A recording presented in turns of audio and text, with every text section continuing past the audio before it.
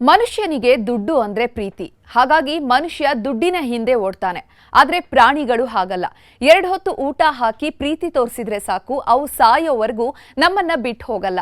ಯಾರೇ ಆಗ್ಲಿ ಒಂದು ಜಾಗದಿಂದ ಮತ್ತೊಂದು ಜಾಗಕ್ಕೆ ಹೋಗಬೇಕು ಅಂದ್ರೆ ತುಂಬಾ ಕಷ್ಟವಾಗುತ್ತೆ.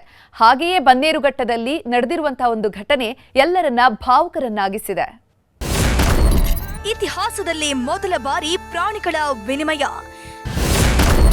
ಜಪಾನಿನ ಹಿಮೇಜಿ ಸೆಂಟ್ರಲ್ ಪಾರ್ಕ್ನತ್ತ ಸಾಕಾನೆಗಳು.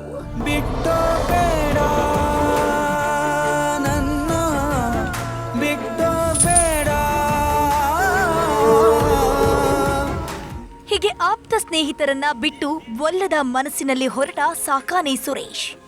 ಕೇಜ್ ಒಳಗೆ ಹೋಗೋಕೆ ಹಠ ಮಾಡಿದ ಗೌರಿ. ಬೇಸರದಲ್ಲಿ ಸಾಕಾನೆಗಳನ್ನ ಕಳಿಸಿಕೊಟ್ಟ ಮಾವುತರು. ಎಲ್ಲ ದೃಶ್ಯಗಳು ಕಂಡು ಬಂದಿದ್ದು ಬೆಂಗಳೂರು ಹೊರವಲಯದ ಬನ್ನೇರುಘಟ್ಟ ಜೈವಿಕ ಉದ್ಯಾನವನದಲ್ಲಿ.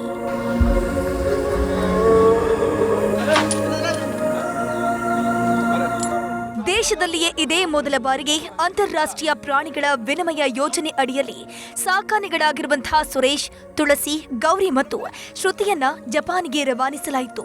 ಬೆಳಗ್ಗೆ 11 ಗಂಟೆಗೆ ಕಾರ್ಯಾಚರಣೆ ಆರಂಭವಾಗ್ತಿದ್ದಂತೆ ಸಾಕಾನೆ ಸುರೇಶ್ ತನ್ನ ಬಾಲ್ಯದ ಗೆಳೆಯ ಬಸವನನ್ನ ಬಿಟ್ಟು ಬರೋಕೆ ಒಪ್ಪಿರಲಿಲ್ಲ. ಮಾವುತರು ಒತ್ತಾಯ ಮಾಡಿದ್ರು. ಕೆಲಕಾಲ ಸ್ನೇಹಿತ ಬಸವನನ್ನ ಅಪ್ಪಿಕೊಂಡ ಸುರೇಶ್ ಒಲ್ಲದ ಮನಸ್ಸಿನಿಂದ ಕೇಜಿನಂತ ಹೆಜ್ಜೆ ಹಾಕ್ತಾ. ಗೌರಿ ಮತ್ತು ಶ್ರುತಿ ಕೂಡ ಹಠ ಮಾಡಿದ್ದು. ಕೊನೆಗೆ ತುಳಸಿ ಜೊತೆಗೆ ಸುರೇಶ್ ಸಾಕಾನೆಯನ್ನು ಹಿಂಬಾಲಿಸಿದ್ವು.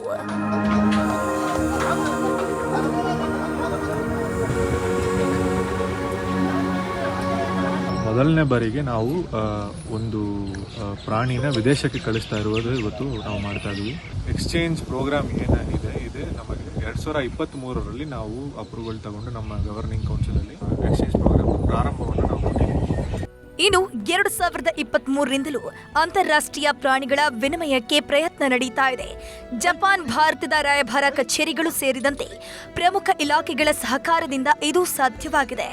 ಬನ್ನೇರುಘಟ್ಟ ಜೈವಿಕ ಉದ್ಯಾನವನದ 4 ಆನೆಗಳು ಬೆಂಗಳೂರು ಕೆಂಪೇಗೌಡ ಅಂತಾರಾಷ್ಟ್ರೀಯ ವಿಮಾನ ನಿಲ್ದಾಣದಿಂದ ಜಪಾನ್ ದೇಶದ ಒಸಾಕಾ ಕಾನ್ವೈ ಅಂತಾರಾಷ್ಟ್ರೀಯ ವಿಮಾನ ನಿಲ್ದಾಣಕ್ಕೆ ವಿಮಾನದಲ್ಲಿ ಕರೆದೊಯ್ಯಲಾಗ್ತಿದೆ.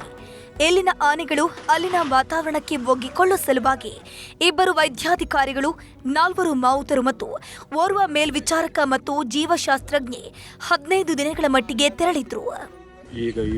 ಬನ್ನೇರುಘಟ್ಟ ಜೈವಿಕ ಉದ್ಯಾನವನಕ್ಕೆ ಸಾಕಾನೆಗಳ ಬದಲಿಗೆ ಅಪರೂಪದ ಚೀತಾ, ಜಾಗ್ವರ್, ಪೂಮಾ, ಚಿಂಪಾಂಜಿ, ಕ್ಯಾಪುಚಿನ್ ಕೋತಿಗಳ ಆಗಮನವಾಗ್ತಿದೆ. ಆದೂರು ಚಂದ್ರು, ನ್ಯೂಸ್ 18 ಆನೇಕಲ್.